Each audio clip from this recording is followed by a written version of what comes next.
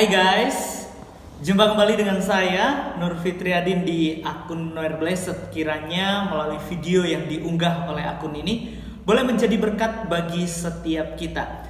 Dalam video kali ini kita akan membahas tentang statement atau pernyataan dari seseorang yang mengaku dirinya mu'alaf, di mana beliau mengatakan bahwa dirinya adalah pejuang Kristus, pasukan Kristus. Wah, ini menarik ya, yang menjadi pembahasan kita. Apa sih sebenarnya statementnya, apa sih sebenarnya yang dikatakan oleh mu'alaf ini? Sebelum kita jauh membahas bagian ini, kita simak dulu video berikut ini. Mengapa saya memilih agama Islam yang notabene agama Islam itu agama yang saya paling benci? Teman-teman orang Poso, Sulawesi Tengah pasti tahu saya. Ya, ketika kerusuhan Poso, saya orang yang bela agama Kristen. Teman-teman orang Kristen di kampung saya itu, di Bategen itu pasti tahu saya. Saya pernah menjarah itu harta-harta orang Islam yang ada di Tentena, kita jarah, kemudian masjidnya kita bakar. Jadi kalau teman-teman bilang saya bukan Kristen sejati, oh salah. Saya Kristen sejati, saya pejuang dulu. Pasukan Kristus dulu saya. Apa ayat yang saya dapat dalam Alkitab kemudian yang menggiring saya atau mengajak saya untuk masuk Islam? Itu yang pertama, poin yang pertama. Di Yohanes 14 ayat 15 sampai 21. Jika kamu mengasihi aku, kamu akan menuruti segala perintahku. Aku akan minta kepada Bapa, dan ia akan memberikan kepadamu seorang penolong yang lain, penolong yang lain, orang lo ini. Siapakah orang tersebut? Tulis di... Sangat menarik apa yang dikatakan oleh seorang yang mu'alaf ini, di mana beliau mengaku bahwa dirinya adalah seorang mu'alaf, pengikut Kristus yang sejati. Wah, ini menarik ya. Pengikut Kristus yang sejati oleh karena beliau ini menjarah barang-barang orang Islam, lalu membakar masjidnya. Wah, itu katanya yang disebut dengan pengikut Kristus yang sejati. Wah, jadi itu ya yang dinyatakan oleh mu'alaf ini. Benarkah pengikut Kristus itu adalah seperti apa yang dikatakan oleh seorang mu'alaf ini? Tentunya Alkitab tidak mengajarkan demikian. Alkitab mengajarkan kasihilah Tuhan dan kasihilah sesamamu manusia. Nah, itulah yang diajarkan oleh Alkitab, bukan menjara apalagi bakar masjid ya saudara. Wah, ini adalah pengajaran yang menyimpang. Coba kita memperhatikan di dalam Alkitab, dituliskan di situ bahwa aku berkata kepadamu, kasihilah musuhmu dan berdoalah bagi mereka yang menganiaya kamu. Jadi jelas ya, orang-orang Kristen, orang-orang percaya, pengikut Kristus yang sejati itu seharusnya menjadi terang dan garam Tuhan dimanapun berada. Lalu ini menarik ya, apa yang didapat di dalam Alkitab membuat dirinya mu'alaf. Apa itu? Yaitu tentang Yesus menjanjikan penghibur ya, dalam Yohanes 14 ayatnya yang ke-15 sampai dengan ayat yang ke-21 ya. Di situ Alkitab begitu jelas mencatat, dan apa yang ditafsirkan oleh seorang mu'alaf ini katanya itu adalah Muhammad.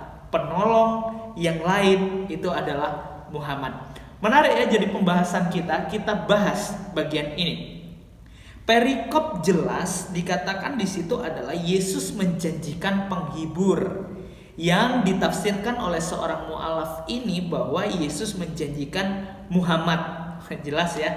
Ayat 15. Jikalau kamu mengasihi aku, itu artinya jika kita mengasihi Yesus, kamu akan menuruti segala perintahku. Jadi menuruti segala perintah Yesus. Ayat 16. Aku akan minta kepada Bapa, dan ia akan memberikan kepadamu seorang penolong yang lain, supaya ia menyertai kamu selama-lamanya. Menarik ya, penolong yang lain ini ditafsirkan seorang penolong itu adalah Muhammad. Lucu aja ya guys, kalau kita menafsirkan ini adalah seorang penolong itu adalah Muhammad. Jadi bunyinya jadi begini ya. Aku akan minta kepada Bapa, dan ia akan memberikan kepadamu seorang Muhammad yang lain. Lalu siapa Muhammad yang lain? Inilah ya, kalau tafsiran yang tidak jelas ya akan membawa kepada kesesatan ya, seperti mu'alaf ini. Sebenarnya siapa penolong yang lain itu? Kita lanjut dalam ayat 17. Alkitab mencatat yaitu roh kebenaran. Dunia tidak dapat menerima dia, sebab dunia tidak dapat melihat dia dan tidak mengenal dia. Tetapi kamu mengenal dia, sebab ia menyertai kamu dan akan diam di dalam kamu. Jika roh seorang penolong yang lain itu adalah Muhammad, maka ayat 17 ini lebih lucu lagi jika ditafsirkannya, yaitu Muhammad. Dunia tidak dapat menerima dia. Kalau kita memperhatikan, dunia menerima Muhammad ya guys. Jelas ya di sini. Dan sebab dunia tidak melihat dia dan tidak mengenal dia. Jika ini menuju atau mengacu kepada Muhammad, maka itu adalah sesuatu yang tidak benar. Lalu siapa roh penolong itu? Siapa seorang penolong itu? Siapa roh kebenaran itu? Makanya baca dalam ayat 26 ya. Jangan berhenti di ayat 25. Ayat 26 di situ menjelaskan siapa itu siapa itu seorang penolong yang lain. Dalam ayat 26, tetapi penghibur, yaitu Roh Kudus yang akan diutus oleh Bapa di dalam namaku, dialah yang akan mengajarkan segala sesuatu kepadamu dan akan mengingatkan kamu akan semua yang telah kukatakan kepadamu. Jadi jelas ya bahwa seorang penolong atau Yesus menjanjikan penghibur, dia adalah Roh Kudus yang dijanjikan. Jadi kalau kita baca Alkitab jangan sepenggal-sepenggal atau jangan ayat 15 sampai 25 aja, 26 dihilangkan ya, tapi keseluruhan perikop itu harus kita pahami dan itu harus kita teliti supaya kita mengerti konteks dan tujuan kenapa Alkitab itu ditulis, kenapa ayat itu ditulis, dan kenapa Yesus mengatakan demikian, dan apa yang Yesus janjikan. Sebenarnya bagian Alkitab sudah menjawab secara tuntas. Jadi jelas ya guys. Oleh sebab itu pada kaum buta huruf, jangan pernah menafsirkan Alkitab kami jika Anda tidak memiliki iman kepada Alkitab.